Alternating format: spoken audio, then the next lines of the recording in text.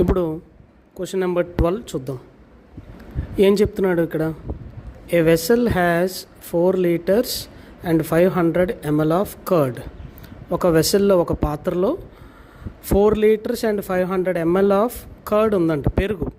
So 4 liters అంటే చూడండి ఇక్కడ డయాగ్రామ్లో each packet contains 500 ml. 500 ml ప్యాకెటే కదా ఇది. సో అలాంటివి 9 ప్యాకెట్స్. 9 ప్యాకెట్స్ అయితే ఎంత అవుతుంది? 4 liters 500 ml కర్డ్ అవుతుంది.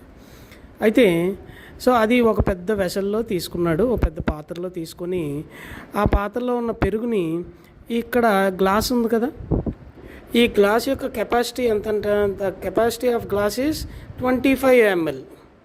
సో 25 ml ఉన్నటువంటి ఒక గ్లాస్లో ఈ 4 liters 500 ml కర్డ్ని మనం ఫిల్ చేయాలి. అలా అయితే ఎన్ని గ్లాసుల్లో ఫిల్ చేయగలము? So that's the question. Okay, so ముందుగా అసలు టోటల్ కర్డ్ ఇక్కడ లీటర్స్లో ఇచ్చాడు, ఇక్కడ ఎంఎల్లో ఇచ్చాడు. So we have to convert into ML. ఎందుకు అంటే మనం 25 ml కెపాసిటీ ఉన్న గ్లాస్లో ఫిల్ చేయాలి కాబట్టి, so we have to convert the entire curd into ML, right? So quantity of curd in వెసల్లో ఎంత కర్డ్ ఉంది? 4 liters 500 ml. అంటే 4 liters means 4000 ml plus 500 ml, total 4500 ml curd అనేది ఆ వెసల్లో ఉంది.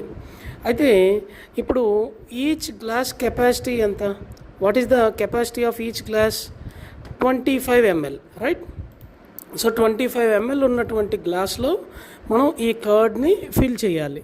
అంటే చెప్పండి స్టూడెంట్స్, ఏం చేయాలి మనం? So we have to divide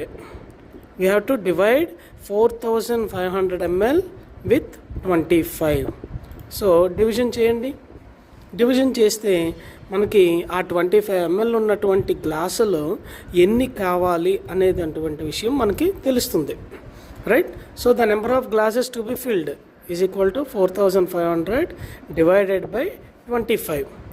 So when you do this division, you will get answer 180. So ఈ టోటల్ ఈ కర్డ్, ఈ ప్యాకెట్లో ఉన్న కర్డ్ చూడండి, 4500 ml ఉన్న ఈ కర్డ్ని ఇలా 25 ml ఉన్నటువంటి గ్లాసుల్లోకి మనం నింపాలి అంటే మన దగ్గర ఎన్ని గ్లాసులు ఉండాలి? 180 గ్లాసెస్ అనేవి ఉండాలి, రైట్?